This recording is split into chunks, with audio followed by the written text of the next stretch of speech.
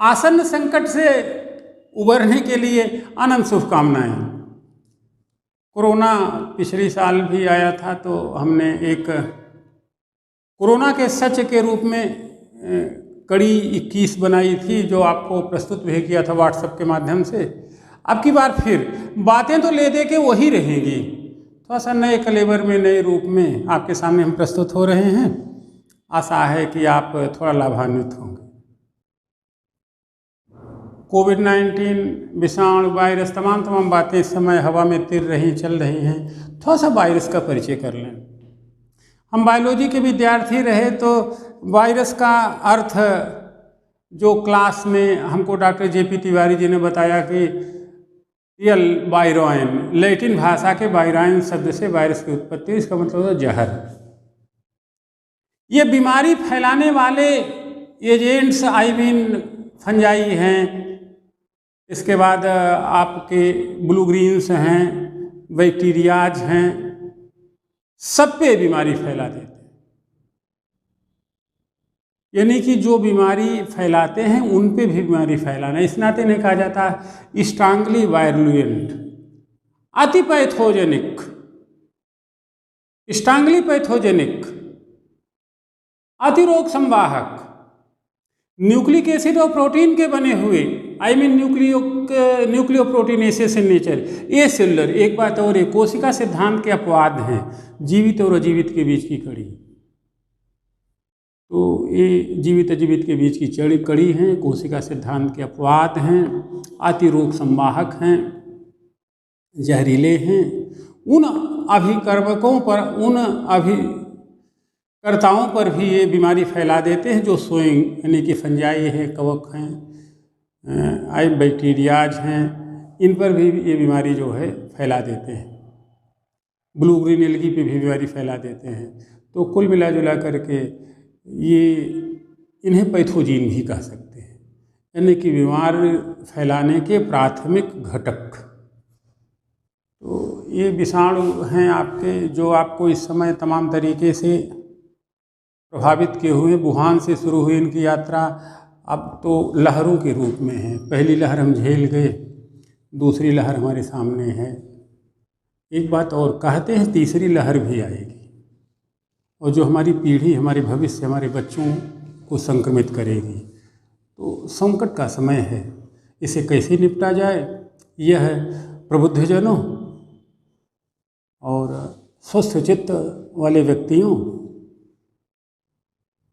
के पक्ष में इस तरीके से उपस्थिति को सकारात्मक चिंतन करें, सही बात बोलें, सही बात बताएं, दहशतगर्दी का माहौल न बनाएं, इसे हाइपर न बनाएं, कुछ आशाजनक, उत्साहजनक बातें बोलें, जिससे लोगों के मन में इसको लेके भय थोड़ा सा खत्म हो।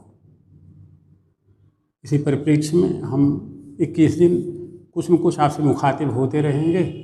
आप उसे सीखें, समझें, जानें, कुछ आपको लाभ मिलेगा, हमको भी थोड़ा सा आत्मिक संतोष होगा कि हमने भी कुछ खाली पीली किया। बहुत साल पहले की बात है,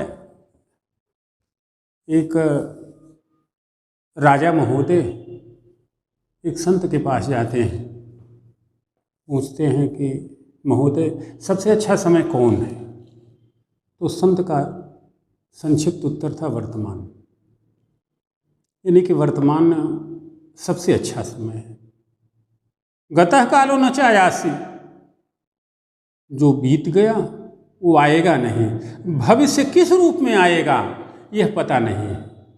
तो राजन ही वर्तमान सबसे अच्छा समय है, इसी को जी ले, इसी को नहा ले, इसी को निचोड़ ले। इसका कितना बेहतर उपयोग कर सकते हैं, यही सोचना है।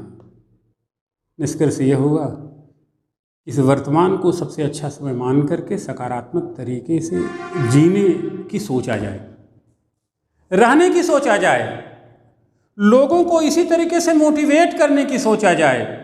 शासन सत्ता भी अपनी जिम्मेदारी, हमारे वैज्ञानिक भी, हमारे डॉक्टर भी, कोविड एक्सपर्ट भी अपनी जिम्मेदारी इसी क्रम में समझें। ये सबसे अच्छा समय है और इसी सकारात्मकता के साथ हमें इसका सामना करना है। तो यह एक आइडियोलॉजिकल सच है ये सबसे अच्छा समय है। किंतु सच है कि वर्तमान संकट में है। अब वर्तमान संकट में है, अब इस संकट को कैसे जो है समाधान में बदला जाए, अच्छाई में बदला जाए, बेहतरी में बदला जाए, तो देखिए भाई, कुछ चीज आपको मान लेनी होगी। विज्ञान और अध्यात्म के अध्येता कहते हैं कि जीवन की उत्पत्ति निर्जीव पदार्थों से हुई। अध्यात्म कहता है क्षिति जल पावक गगन समीर। विज्ञान कहता है कार्बन डाइऑक्साइड, हाइड्रोजन, मीथेन और अमोनिया। दोनों यही मानते हैं कि जीवन उत्पत्ति की कहानी इनऑर्गेनिक वर्ल्ड से ऑर्गेनिक वर्ल्ड, फिर सोशल वर्ल्ड की ओर चली है, जो आज आपके सामने मानव जाति का वर्तमान रूप। पहले हम निर्जीव थे, फिर हम सजीव हुए, फिर हम सामाजिक हुए, इस तरीके से कहानी चली है। तो कहते हैं विषाणु जो हैं, इनके बीच की कड़ी है connecting link between living and non living, जीवित अजीवित के बीच की कड़ी। तो हम तो जीवित हैं, अजीवित वर्ड से पैदा हुए हैं, और यहाँ पे हैं विषाणु, कनेक्टिंग लिंक, वायरसेज। तो आई मीन ये हमारे पूर्वज हैं। आप सोचो जरा, संकट क्यों पनपा? तो निर्जीव से शुरू हुई कहानी निर्जीव सजीव के बीच होते हुए सजीव की ओर चली है, ये हर कोई मानता है। वो BHU के डॉक्टर ज्ञानेश्वर चौबे का लेख हमें अच्छा लगता है, उसे थोड़ा सा पढ़ा करें। वो अफर्मेटिव हैं, थोड़ा सा अफर्मेटिव बातें करते हैं। तो यह कहानी जो चली और विषाणु हमारे पूर्वज सिद्ध हुए, तो आप कभी सोचिए कि फिर भूलें कहाँ हो गई, गलतियाँ कहाँ हुई, किस कहानी में विषाद आ गया, अवसाद आ गया। तो उत्तर संक्षिप्त है, हम अपने पूर्वजों का सम्मान करना भूल गए, हम अपनी जड़ से कट गए। अभी इस पे हम एक बात और आपको बताएंगे।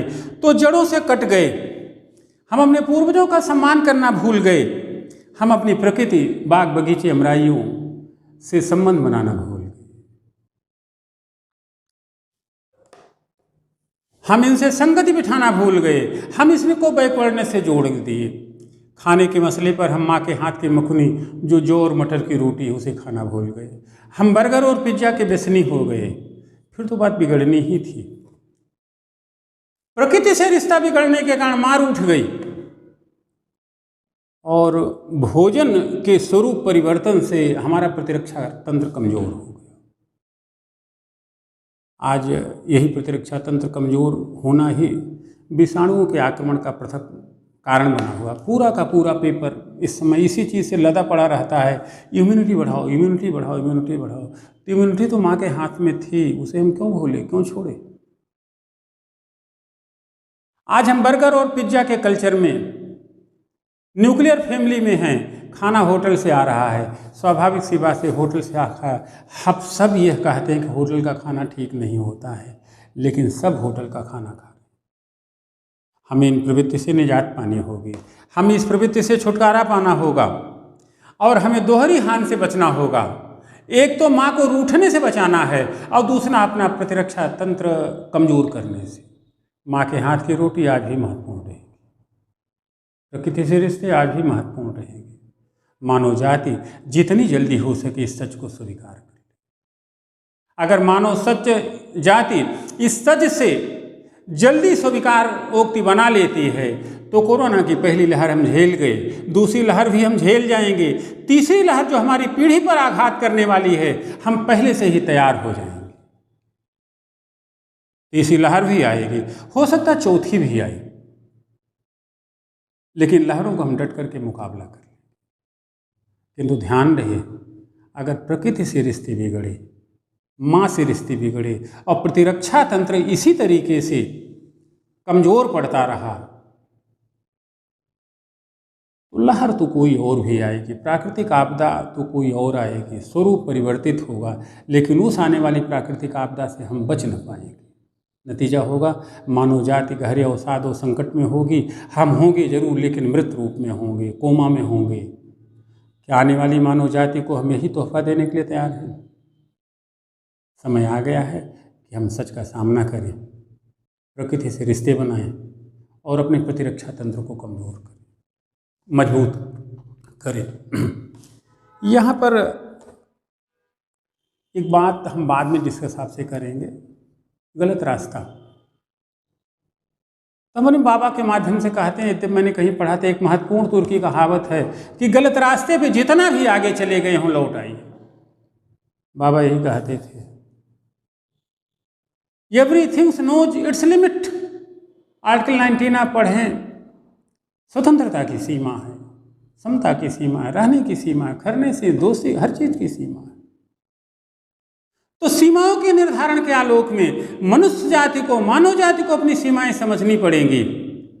गलती हो गई है, एक गलती नादान, फिर कैसे कैसे कई गलती शैतान, गलती हो चुकी है, देर हो चुकी है, अब और गलती उचित नहीं। मानव जाति से अपेक्षा है तो अपनी गलती स्वीकारे और जितना भी आगे चल लौटे। इस मुद्दे को हम बड़ा गहरे डिस्कस करेंगे किसी दिन, किसके हम कहना क्या चाहते हैं। आज एक नई संस्कृति डेवलप हुई कमाने की, आप देखते होंगे हर कोई कमाने निकला है यार। 150 करोड़ की आबादी कमाने निकली हुई है, सब कमाने निकले हुए। अरे कोई तो और कोई काम करोगे, सब कमाने निकले हुए। इतनी कमाई का संसाधन प्रकृति के पास नहीं। हतप्रभ होने वाली बात है, हम एक एग्जाम्पल केवल दे रहे हैं, बाकी ये पूरे डाउन टोडन से लेके अपर लिमिट वाले लोगों सब पे लागू होता है। हर कोई कमाने निकला है। कमाएंगे क्या, कमाएंगे कैसे, कमाएं किस तरीके से, इससे कोई मतलब नहीं। ठेले वाले भाई हमारे बुरा न मानेंगे, एक ठेले वाला सुबह सब्जी मंडी से 436 रुपये की सब्जी लेके निकलता है, कमाने निकला है। एक एम्बुलेंस वाला सुबह निकलता है, एक लोडर वाला निकलता, सब कमाने निकले हैं। अरे भैया 436 रुपये की सब्जी लेके निकले हो तो 636 कमा लो, 736 कमा लो, तुम तो 2436 कमा रहे हो। आप बताओ किस अर्थशास्त्र में इतनी ज़्यादा कमाई होगी? फिर कोरोना तो होगा ही। एम्बुलेंस कल आप 1000 रुपया लेते थे, 1100 ले लो, 2100 लोगे तो कोरोना तो होगा। ऑक्सीजन का सिलेंडर होगा फिर भी ब्लैक करोगे तो कोरोना तो होगा ही। बेड होगा और मना करोगे, इस नाते किसी वीआईपी को विश करेंगे तो कोरोना तो होगा ही। ऐसे तमाम बातें। मानव जाति को इसी से छुटकारा पाना। इसी व्यथा और कथा को आगे हम कंटिन्यू करते चले जाएंगे। भूलें किससे नहीं होती हैं, हमसे भी हुई, सबसे हुई हैं। वक्त हो आ गया है कि भूलें स्वीकार करें और सही दिशा में, यार हमारी बात सुनो, ऐसा एक इंसान सुनो जिसने पाप न किया। हर किसी से हुआ है यार। भूलें स्वीकार करो और सही रास्ते पे चलो। गलती से घबराना नहीं है, गलती न सुधारने से जरूर घबराना है। तो ये कमाने वाली संस्कृति में क्या क्यों कैसे का सिद्धांत जोड़ें, संसाधनों की प्राप्ति की पवित्रता की सोचें। आई थिंक बातें अच्छी दिशा में चलेंगी। और कल के पेपर में, अभी तक किसी ने बोले कुछ, कल के पेपर में एक न्यूज आई और इस न्यूज़ को हम कोरिलेट करते हैं। आज हमने राम गोपाल सिंह वर्मा जी की कहानी पढ़ी थी, सीख। कहानी का तो डिटेल का वक्त नहीं है कि कोई एक ब्रेकिंग न्यूज आई। सुबह पेपर के फ्रंट पेज पे आए, सरकार उद्घोष के साथ कहे हम आपके साथ खड़े हैं, आपको चिंता करने की जरूरत नहीं। बीमारी की दर में कमी आई है, कोरोना का नया स्ट्रेन कमजोर पड़ा है, मरीजों के सुधार की दर बढ़ी हुई है, दवाओं की उपलब्धता भरी पूरी है, ऑक्सीजन की कमी नहीं होगी, सरकार आपके साथ है, सरकार को आपकी चिंता है। इसी के साथ आज हम आपसे विदा लेते हैं।